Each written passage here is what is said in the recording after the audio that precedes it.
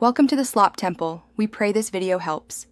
You start by assembling the essentials so the book stays useful. Pick a sturdy A4 or 8, 5x11 notebook and number pages immediately because indexing saves time later.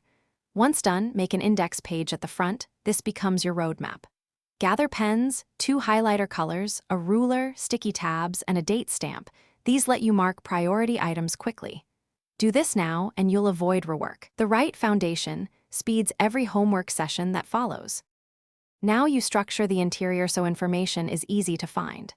Create section dividers with tabs labeled class, homework, notes, to do because visual cues cut search time. For each entry, start with date and subject, then write task and do on one line. This keeps entries scannable.